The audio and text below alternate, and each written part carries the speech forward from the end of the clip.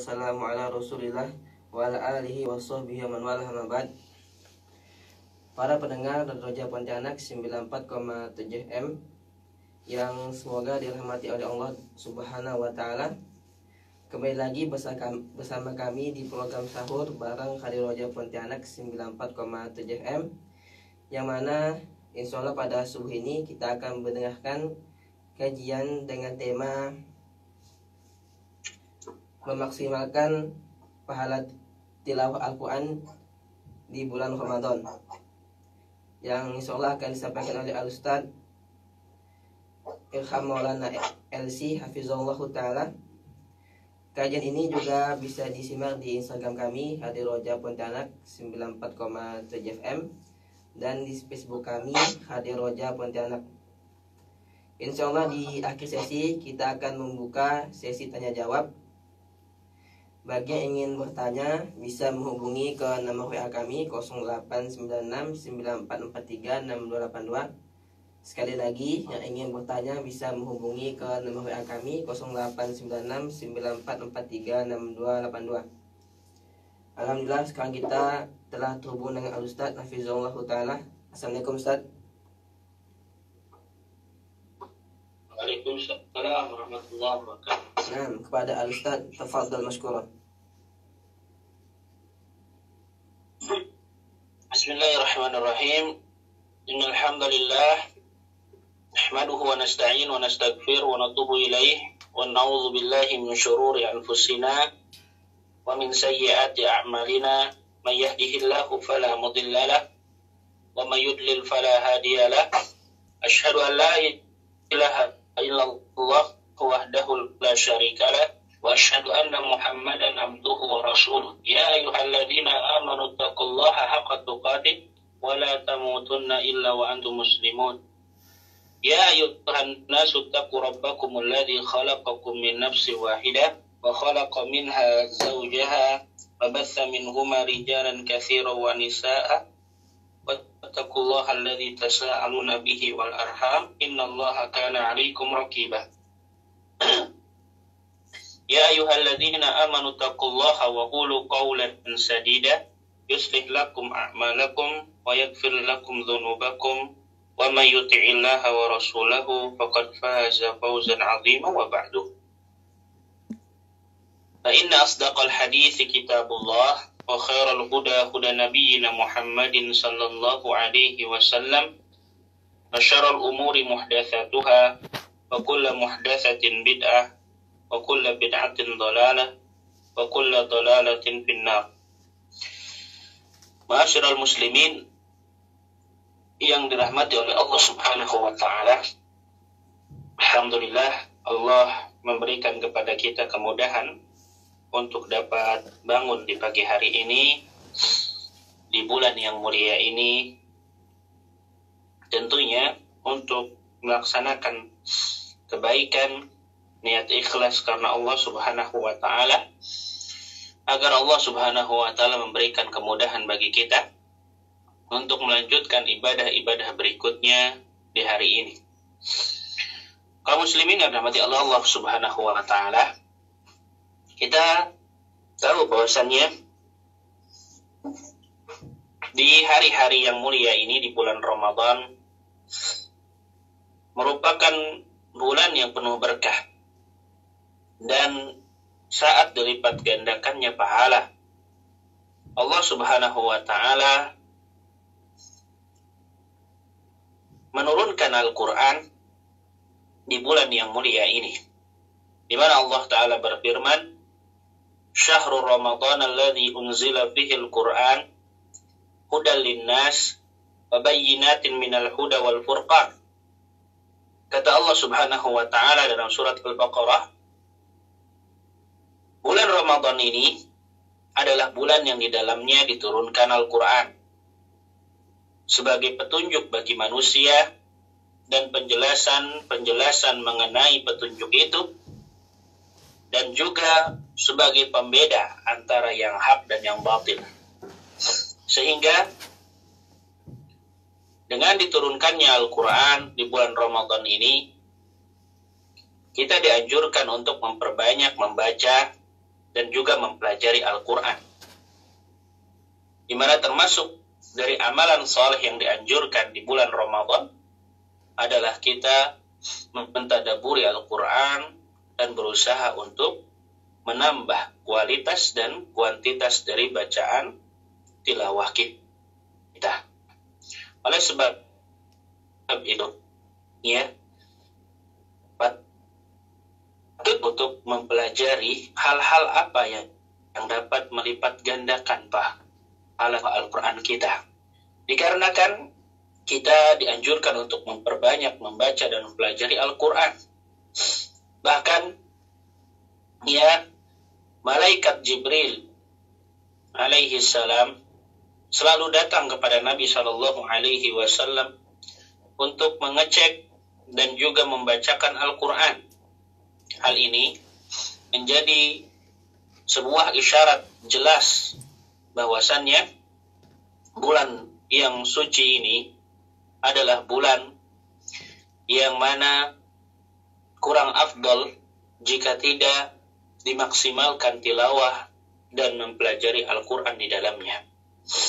Seseorang yang berpuasa di bulan Ramadan haruslah paham bahwasannya kemuliaan bulan Ramadan itu sangat erat kaitannya dengan diturunkannya Al-Quran.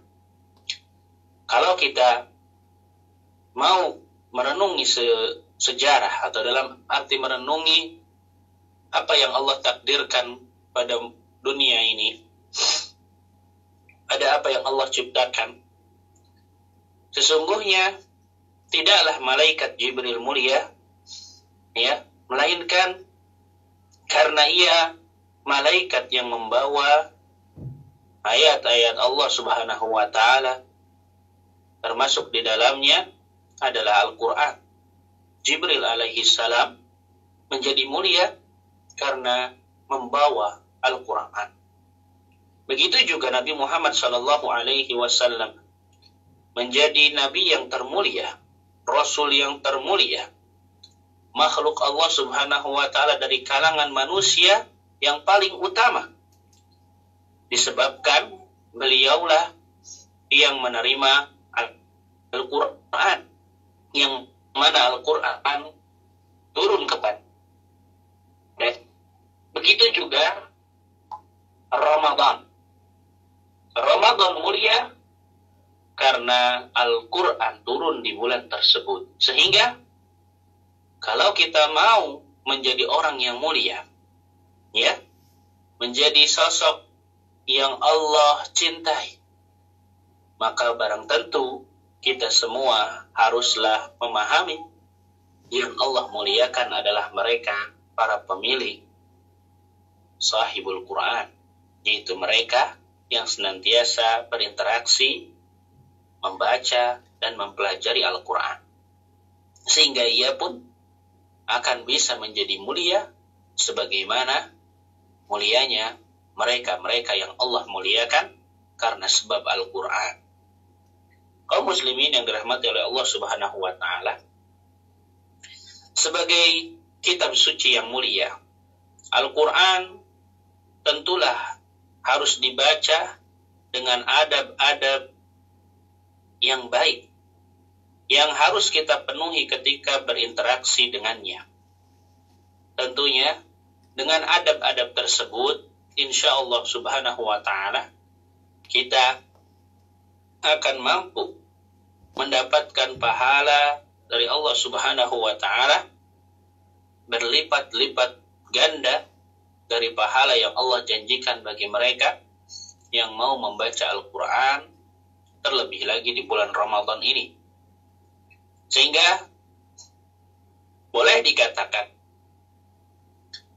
adab-adab tersebutlah yang akan melipat gandakan, ya, sebab yang akan melipat gandakan ya pahala bagi orang yang mau membaca Al-Quran di bulan Ramadan ini.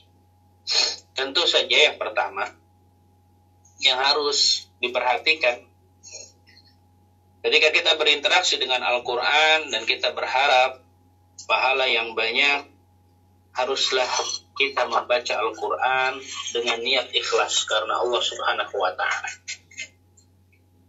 Karena membaca Al-Quran adalah ibadah, yang mana ibadah haruslah bertujuan untuk mencari wajah Allah Subhanahu wa Ta'ala dan ganjarannya.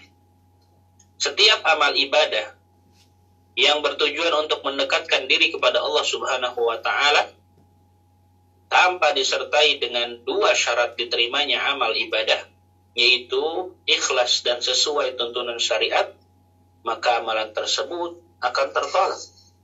Oleh sebab itu Allah Subhanahu wa Ta'ala berfirman, "Wa ma umiru illa liya'budullaha mukhlishina lahud-dina hunafa."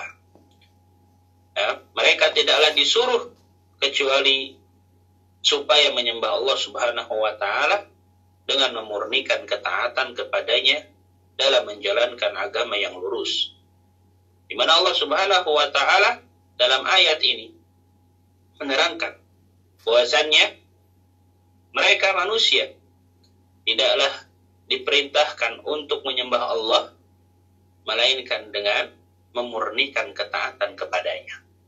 Dan Rasulullah Shallallahu Alaihi Wasallam pun bersabda, "Innallaha la yaqbalu minal amali illa ma kana lahu khalisah."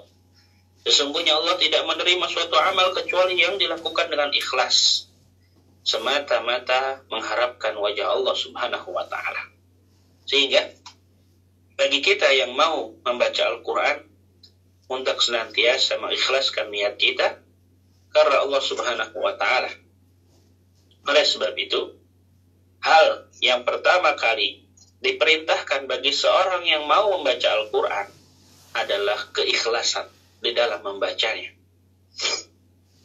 Semoga Allah Subhanahu wa Ta'ala memberikan kemudahan bagi kita untuk senantiasa ikhlas, bukan karena ria, bukan karena ingin bersaing dalam sisi di mana ingin dianggap unggul oleh masyarakat kita atau orang-orang yang mengenali kita. Kita tidak ingin terlihat sebagai orang-orang yang ikut-ikutan, tapi kita semua melakukan amal soleh berupa membaca Al-Quran itu karena memang meniatkan bacaan tersebut untuk Allah Subhanahu wa Ta'ala, karena mentaati Allah Subhanahu wa Ta'ala. Yang tentu saja poin yang berikut yang masih bersinggungan dengan ikhlas ini adalah kita mengharapkan pahala Allah Subhanahu wa Ta'ala. Pahala dari Allah Subhanahu wa Ta'ala tersebut adalah hal yang kita harapkan. Oleh sebab itu, tema kajian ini adalah bagaimana cara kita agar dapat mendapatkan pahala yang banyak dari Allah Subhanahu wa Ta'ala. Ketahuilah para jamaah yang dirahmati oleh Allah Subhanahu wa Ta'ala, Nabi Shallallahu Alaihi Wasallam pernah bersabda, "Man qara'a harfan min kitabillah falahu bihi hasanah wal hasanatu bi asyri amsalihah."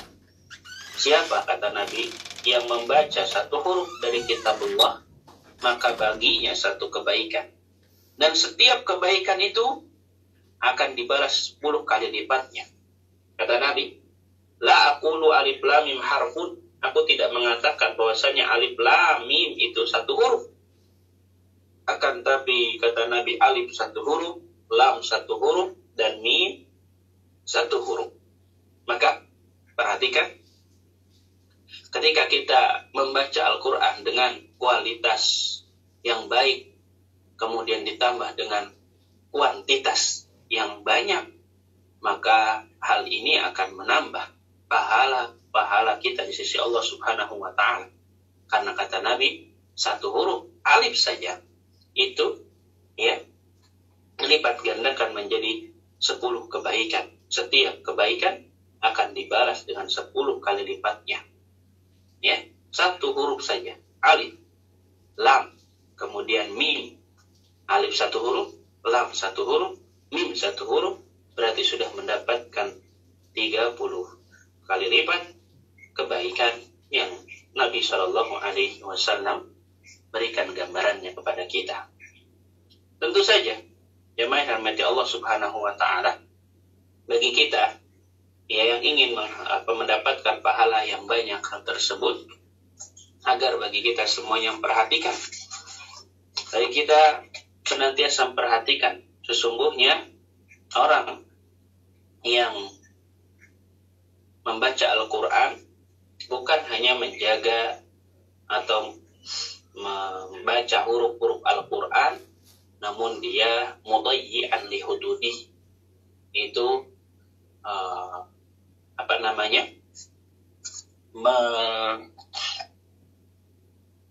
melewati batasan-batasan yang Allah tetapkan, yaitu dengan berbuat maksiat. Tidak demikian. Namun sejatinya seseorang yang membaca Al-Quran haruslah mengamalkan kandungan Al-Quran. Al-Quran bukan semata-mata hanya dibaca, namun perlu diusahakan padanya untuk mengambil pahala dengan sebab membaca tersebut, itu dengan mengamalkan kandungan isi Al-Quran yang mesti harus kita lakukan. Sungguh suatu kaum telah dikabarkan oleh Rasulullah SAW akan mendapatkan azab dengan sebab membaca Al-Quran. Lihat, dikabarkan oleh Rasulullah akan mendapatkan azab karena sebab ia membaca Al-Quran. Lalu bagaimana ini? Betul, Allah Ta'ala berfirman, wa qala ar-rasul ya rabbi inna qaumi ittakhadhu hadzal qur'ana mahjura. Dalam surat Al-Furqan Allah Ta'ala berfirman, berkatalah Rasul, ya Tuhanku, sesungguhnya kaumku telah menjadikan Al-Quran itu sesuatu yang diacuhkan. Ya, ketika menjelaskan makna tersebut, ia menjadikan Al-Quran sesuatu yang diacuhkan, dikatakan dalam tafsir Muyassar, berpaling darinya, tidak mentadaburi, tidak mengamalkan, serta tidak menyampaikannya. Ini yang dimaksud dengan mahjura, yaitu diacuhkan. Ya, artinya berpaling darinya, tidak mentadaburi, dan tidak mengamalkannya. Maka perlu kita juga membahas sebuah hadis dari Imam Al-Bukhari rahimahullah ta'ala, di mana Rasulullah SAW bersabda, ketika Nabi SAW pergi, dalam sebuah mimpi tersebut beliau bersama dua malaikat, lalu kedua malaikat itu mengatakan, intalik, pergilah wahai Muhammad. Maka kata Nabi, kami pun beranjak pergi hingga kami menjumpai seseorang yang berbaring terlentang di atas tengkuknya dan seseorang yang berdiri di atas kepalanya dengan sebuah pemukul dan sebuah batu besar. Lalu aku melihatnya. Orang itu memecahkan kepala orang yang berbaring tersebut. Dan sewaktu dia memukulkan batu itu ke kepalanya, batu tersebut terguling. Dan keadaan kepala orang yang dijatuhi batu besar tersebut, hancur lebur. Kemudian, tatkala batu tersebut terguling, orang yang menjatuhkan batu tersebut pergi mengambil batunya.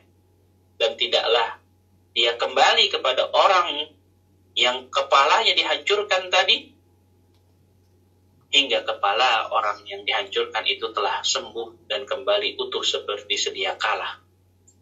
Lalu dia pun kembali menghantamkan batu besar tersebut ke kepala orang yang sedang terlentang tadi.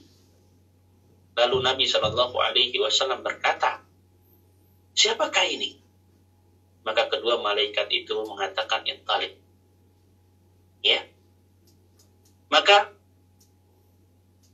kemudian kedua orang itu menceritakan, adapun orang yang kau lihat tadi, kepalanya dihancurkan berkali-kali, itu adalah orang yang kau lihat kepalanya dipukul dengan batu besar tadi, dihancurkan tadi, itu adalah seorang yang telah Allah ajarkan kepadanya Al-Quran, namun di malam hari dia tidur tidak membacanya.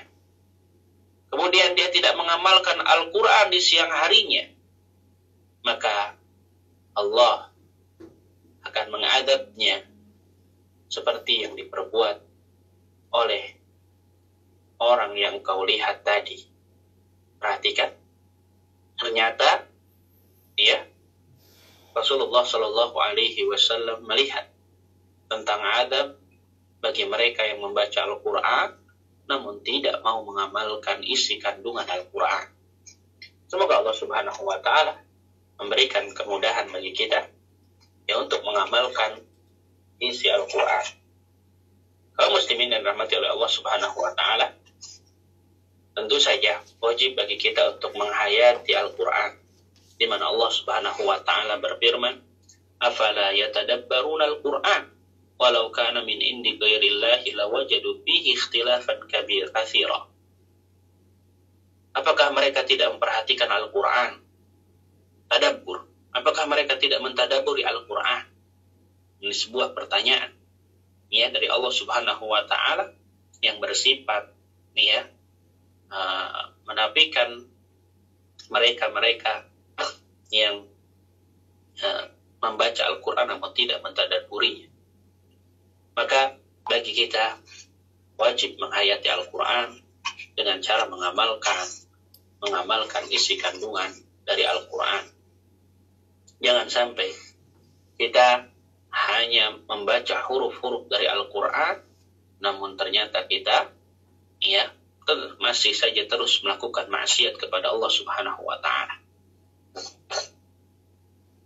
Selanjutnya, di antara adab yang membuat kita akan semakin banyak dalam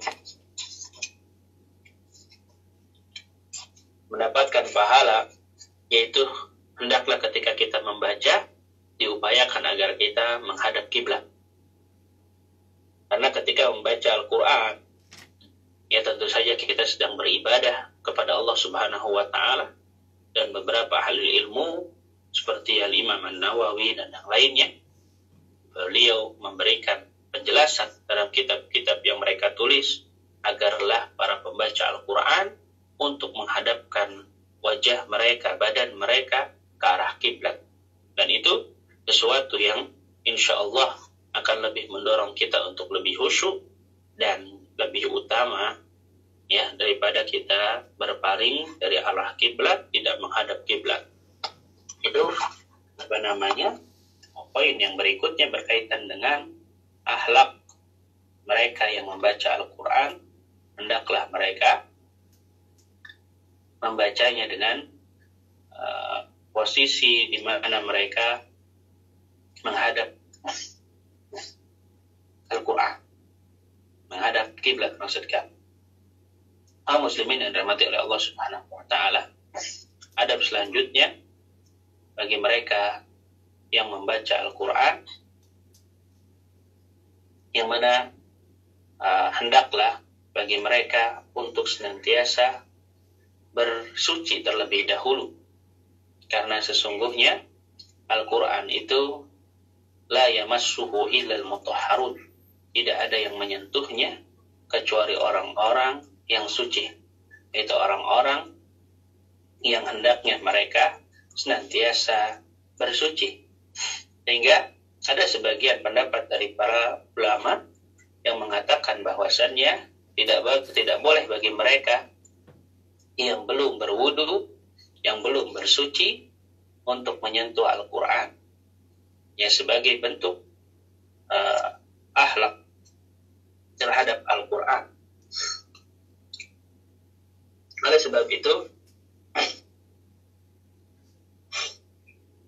karena dia adalah ahlullah wa khasatihi, hendaklah ia mengagungkan Al-Quran.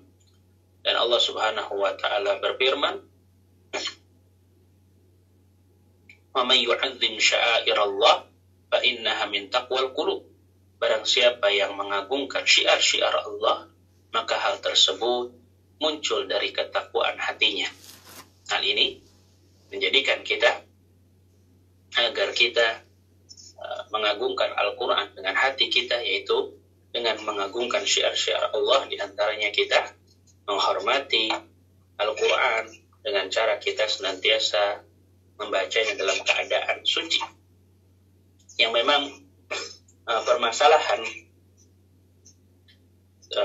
tidak menyentuh Al-Quran kecuali dengan keadaan suci itu adalah memang pembahasan yang diperbincangkan di kalangan para ulama. Namun mereka sepakat yang paling utama, ya, tentu saja dalam kondisi keadaan suci ketika membaca dan menyentuh Al-Quran.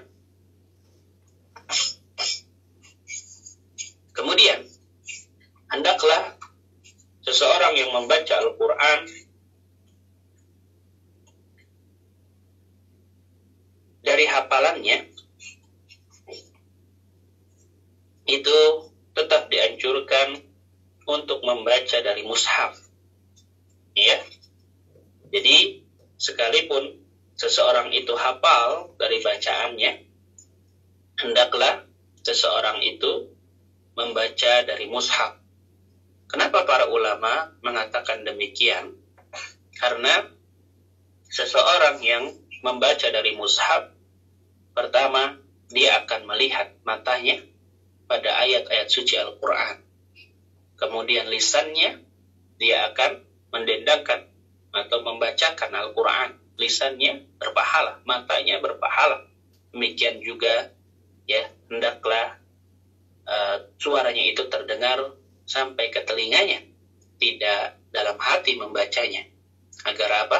Agar telinganya pun mendapatkan pahala dari bacaan yang ia bacakan untuk dirinya sendiri. Sehingga bagi kita yang juga memang betul dianjurkan bagi kita untuk memperbanyak hafalan Al-Quran agar nantinya kita di akhirat, ya, semakin tinggi derajat dengan hafalan Al-Quran kita. Namun jika berbicara tentang di luar sholat misalnya, ya, hendaklah bagi kita tetap membacanya dari mushaf agar kita mendapatkan pahala lebih banyak dan juga lebih terbebas dari kesalahan karena langsung melihat mushaf dibandingkan dengan membaca dari hafalan, ya, masih ada kekeliruan atau mungkin keraguan dari bacaan tersebut.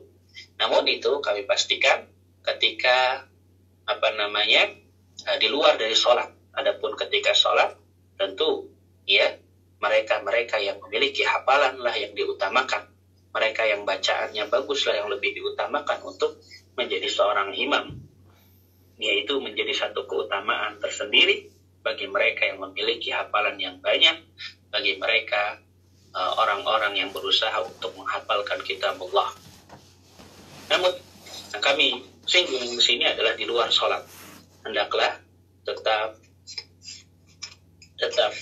berusaha untuk melihat mushaf. Hal itu tentunya lebih utama. Lalu poin berikutnya akan menambah pahala kita ketika kita membaca Al-Quran adalah hendaklah kita bersiwak, ya. Di mana Rasulullah Shallallahu Alaihi Wasallam yang diriwayatkan dalam sebuah hadis dari Jabir bin Abdullah, Rasulullah Shallallahu Alaihi Wasallam bersabda, apabila salah seorang dari kalian melakukan sholat malam, kata Nabi, maka bersiwaklah. Ya, kenapa? Karena kata Nabi sesungguhnya apabila salah seorang dari kalian membaca Al-Quran di dalam sholatnya, maka malaikat meletakkan mulutnya kepada mulut orang tersebut. Ya, dan kata Nabi, "Fala yakhruj min fihi syai'un illa dakhala famal malak." Tidaklah keluar suatu bacaan Al-Quran dari mulutnya, melainkan akan masuk ke mulut malaikat. Subhanallah. Perhatikan. Maka di sini Nabi Shallallahu Alaihi Wasallam, ya, menganjurkan agar kita bersiwak terlebih dahulu ketika kita membaca Al-Quran. Jika kita tidak memiliki siwak, tentu hal yang dapat membersihkan mulut kita dengan menggosok gigi, ya, hal tersebut pun insya Allah masih dalam kategori yang sama, karena kita meniatkan agar mulut kita bersih, dan tadi setiap huruf yang kita keluar itu dicintai oleh para malaikat, sehingga malaikat mendekat, ya, meletakkan mulut mereka di mulut orang yang membaca Al-Quran. Tidaklah satu huruf pun melainkan akan masuk ke dalam mulut malaikat. Masya Allah. Kemudian jangan lupa untuk senantiasa beristi'adah ketika kita membaca Al-Quran, di mana Allah Subhanahu wa taala berfirman, "Fa idza qara'tal Qur'an fasta'idz billahi minasyaitonir rajim." Jika engkau membaca Al-Qur'an, kata Allah Subhanahu wa taala, maka hendaklah kamu meminta perlindungan kepada Allah dari syaitan yang terkutuk. Kemudian, jika kita di awal surat, kita baca Bismillahirrahmanirrahim. Hal itu menjadi sebuah hal adab yang dapat meningkatkan pahala kita di sisi Allah Subhanahu wa taala. Kemudian, hendaklah bacaan kita tidak terlalu cepat, sehingga kita dikategorikan orang yang membaca Al-Qur'an dengan tartil. Allah taala berfirman, "Warattilil Qur'ana tartila." Dan bacalah Al-Qur'an dengan perlahan-lahan. Kemudian, hendaklah kita memperbagus bacaan Al-Qur'an kita. Di mana Rasulullah Shallallahu Alaihi Wasallam bersabda, "Lam ya'dhanillahu li syai'in ma adzina lin nabi ayataghanna bil Qur'an."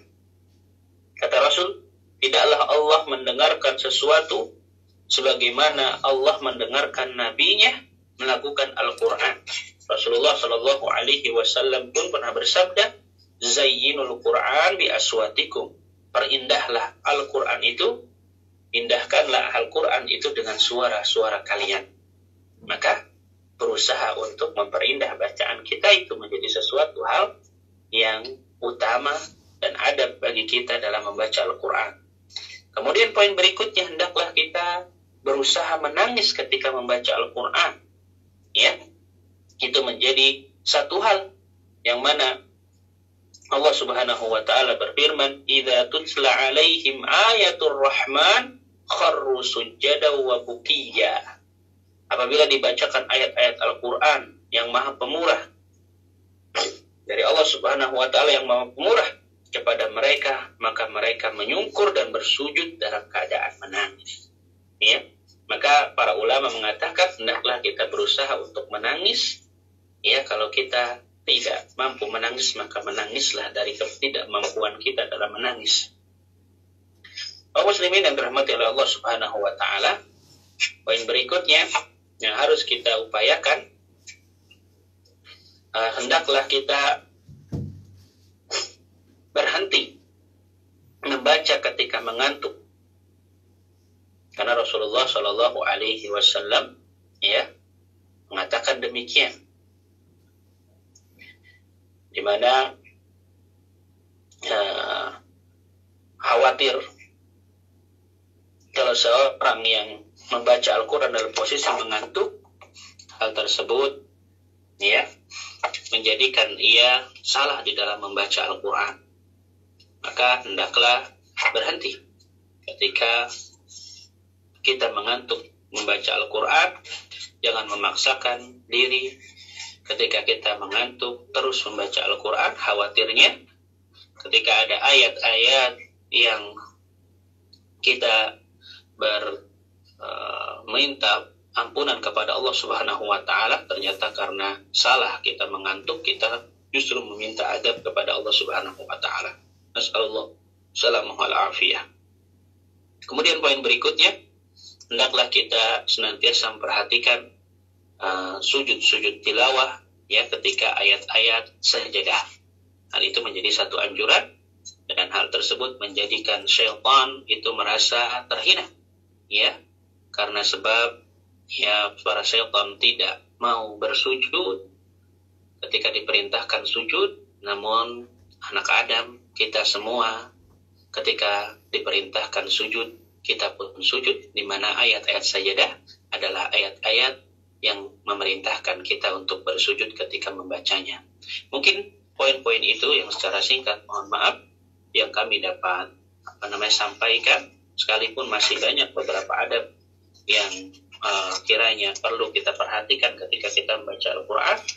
Namun mudah-mudahan apa yang singkat tersebut mampu menambah pahala kita di sisi Allah Subhanahu wa taala dari upaya kita memperbanyak dan mempelajari Al-Quran di bulan Ramadan ini. Wabillahi taufiq wal hidayah.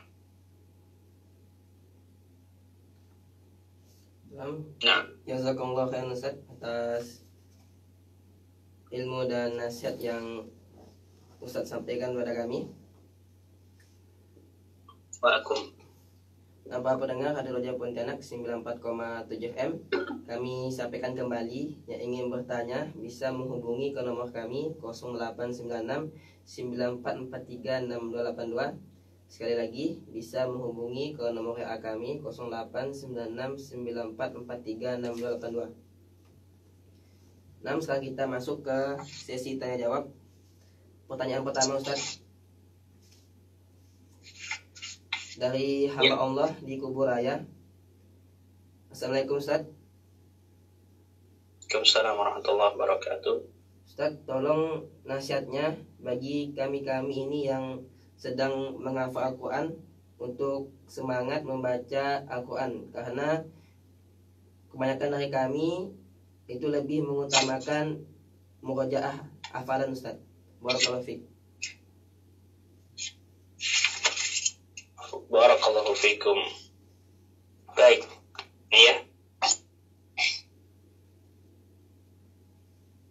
Bagi mereka yang sedang berusaha untuk menghafalkan Al-Quran, maka hal itu adalah sebuah keutamaan.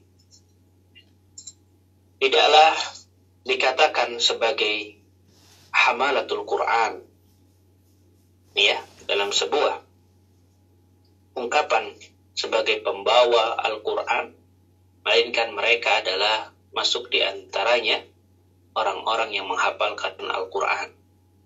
Rasulullah Shallallahu Alaihi Wasallam bersabda, merekalah ahlullahi wa khassatuh, merekalah ahlullah, ya, keluarga Allah Subhanahu Wa Taala, dan khassatuhu, dan orang-orang khususnya. Perhatikan, ya, tidaklah mereka yang berusaha menghafalkan Al-Quran tentunya akan banyak di dalam membaca Al-Quran.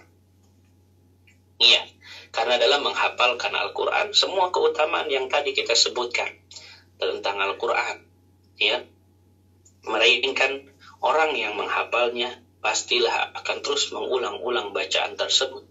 Akan semakin banyak ketika kita mengatakan alif lam mim, alif itu 10 kebaikan, kemudian lam 10 kebaikan, mim 10 kebaikan. Tentulah bagi mereka yang mau menghafal akan terus mengulang-ulang ayat tersebut. Nah, ini menjadi satu hal yang harus kita perhatikan, bahwasanya seluruh keutamaan berkaitan dengan Al-Quran, ya, itu akan didapatkan bagi mereka si penghafal Al-Quran. Di mana lagi kami sampaikan, Rasulullah Shallallahu Alaihi Wasallam pernah bersabda, ya, berkata kepada sahibil Quran, kata Nabi Shallallahu Alaihi Wasallam, nanti di akhirat nanti dikatakan kepada para penghafal Al-Quran, irqa, iqra wartaqi warattil kama kunta turattilu fid dunya. Kata Nabi, fa inna manzilataka inda akhiri ayatin taqra'uha. Iqra, kata Nabi, bacalah, nanti di akhirat nanti ada seseorang yang diperintahkan untuk baca, dan teruslah engkau naik, bacalah sebagaimana engkau mentartilkan bacaan tersebut di dunia. Sesungguhnya akhir dari kedudukanmu nanti di akhirat, ya, adalah di akhir ayat yang engkau baca. Para ulama menjelaskan, tentulah hal tersebut itu menunjukkan keutamaan bagi mereka penghafal Al-Quran. Mereka akan terus naik derajatnya sejauh mereka mampu untuk membacakan Al-Quran. Tentulah mereka yang punya hafalan banyak akan terus membacanya, sedangkan mereka yang tidak memiliki hafalan akan berhenti dari bacaannya karena tidak memiliki hafalan Al-Quran tersebut. Hal tersebut membedakan antara penghafal Al-Quran dan mereka yang tidak memiliki hafalan Al-Quran. Mereka yang punya hafalan Quran akan terus naik derajatnya di sisi Allah Subhanahu Wa Taala di surga nanti. Ya, bagi mereka yang memiliki hafalan Quran, sejauh dari hafalan Al-Qurannya dengan tartil yang ia bacakan di dunia, maka sejauh itulah derajat ketinggian mereka di akhirat kelak. Wallahu taala alam. Nah, Ustaz, Nah, pertanyaan selanjutnya, Ustaz. Assalamualaikum, Ustaz. Semoga Allah selalu menjaga Al-Ustaz dan keluarganya. amin. Ustaz, bolehkah kalau imam Isya dengan imam tarawih berbeda, Ustaz? Mohon penjelasannya, Ustaz. Jazakallahu khairan. Wa antum kadzalik. Barakallahu fikum. Terima kasih atas pertanyaannya. Pada asalnya tidak ada hal yang melarang hal demikian. Jadi tidak ada larangan berkaitan dengan perbedaan antara imam Isya dan imam tarawih. Hal tersebut diperbolehkan karena memang tidak ada larangannya berkaitan dengan hal demikian. Yang jelas dalam hal ini ya seseorang yang layak untuk mengimami kaum muslimin adalah aqra'uhum, itu mereka yang memiliki bacaan yang terbaik, mereka yang memiliki hafalan yang banyak, itulah mereka yang mengimami kaum tersebut. Sehingga diperbolehkan bagi mereka yang kebetulan imamnya adalah yang dikhususkan untuk tarawih itu adalah emang imam yang memiliki bacaan yang bagus dan juga hafalan yang banyak. Namun ada baiknya itu imamnya tetap sama. Artinya diupayakan dia juga yang mengimami sholat Isya. Kenapa? Karena sholat tarawih di kita begitu, itu biasanya langsung ya setelah sholat Isya, kemudian sholat sunnah, ba'da Isya, kemudian dilanjutkan dengan tarawih. Kalaulah ada orang yang pantas untuk mengimami sholat tarawih, tentulah ia juga pantas untuk mengimami sholat Isya. Sehingga kalau ada orang yang lebih utama untuk mengimami, baik itu di sholat Isya ataupun di sholat tarawih, adalah tentulah orang yang sama, karena ialah yang paling layak untuk menjadi imam. Karena dia adalah orang yang layak. Ya, jadi kami sarankan untuk tetap sama. Namun kalau seandainya sekalipun itu berbeda, hal tersebut insya Allah bukan suatu hal yang berdosa. Hal tersebut diperbolehkan insya Allah ta'ala. Allah ta'ala. Nah, pertanyaan selanjutnya, Ustaz.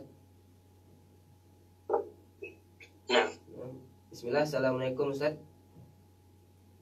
Waalaikumsalam warahmatullahi wabarakatuh. Bagaimana cara kita memurnikan niat agar amalan kita semata-mata hanya mengharap wajah Allah dan pahala dari Allah Subhanahu wa taala? Mohon penjelasannya, Ustaz. Barakallahu fiik. Fiik barakallah. Iya. Nah, terima kasih atas pertanyaannya. Yang pertama, ya, ingatlah bahwasannya ibadah kita itu tidak akan bermanfaat sama sekali kalau kita niatkan itu bukan karena Allah. Maka ingat, jika kita tidak ikhlas, kita hanya akan mendapatkan lelah. Kita akan hanya mendapatkan lelah, dan semua apa yang kita upayakan tersebut tidak akan bernilai sedikit pun di sisi Allah Subhanahu wa ta'ala. Sebagaimana tadi kami sebutkan, sesungguhnya Allah Subhanahu wa ta'ala la yaqbal minal amali illa ma kana lahu khalisah. Sungguhnya Allah tidak akan menerima suatu amal kebaikan melainkan yang ikhlas karenanya dan semata-mata mencari atau mengharapkan wajah Allah Subhanahu wa ta'ala. Sehingga yang harus diingat, maukah kita beramal, namun ternyata amalan tersebut hanya akan menjadi penyesalan kita di akhirat nanti, karena semua itu tidak diterima oleh Allah Subhanahu wa ta'ala. Itu yang pertama. Yang kedua, ketahuilah bahwasannya manusia yang kita ingin agar manusia itu melihat amal ibadah kita, mereka tidak akan pernah tidak akan pernah memberikan bantuan pahala dari apa yang disebabkan oleh apa yang mereka ungkapkan dari pujian-pujian itu. Apa yang kita harapkan dari manusia itu adalah sesuatu yang panah. Maka sejatinya bagi kita yang mengharapkan pahala dari sisi Allah Subhanahu wa Ta'ala, agar mengikhlaskan niat kita kepadanya, agar semua itu berbuah manis nantinya di akhirat nanti. Sehingga tips dari kami, hendaklah ketika kita beramal itu menjauhi hal-hal yang dapat berpotensi kita riya. Maka dianjurkan bagi kita pada amalan-amalan yang bisa kita sembunyikan untuk kita sembunyikan. Termasuk di dalamnya membaca Al-Quran. Ketika kita sholat, misalnya membaca Al-Quran, membaca ayat-ayat suci Al-Quran, hendaklah kita sholat yang berada pada posisi keramaian tidak dilihat oleh banyak. Maka kita harus paham tentang hikmah kenapa sholat malam itu lebih utama daripada sholat-sholat sunnah yang lainnya, karena sholat malam itu lebih khusyuk, lebih bisa terhindar dari riya dan sum'ah. Oleh sebab itu, sembunyikanlah amal-amal kita sebagaimana kita menyembunyikan dosa-dosa kita. Jadi jangan sampai amal-amal perbuatan baik kita itu kita perlihatkan, bacaan Al-Quran kita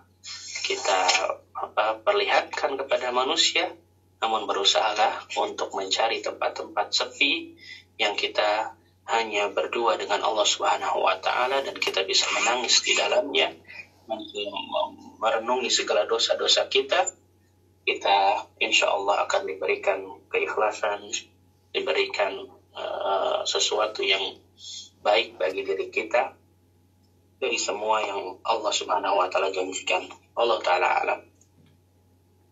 Nah, jazakumullah khairan Ustaz atas jawabannya.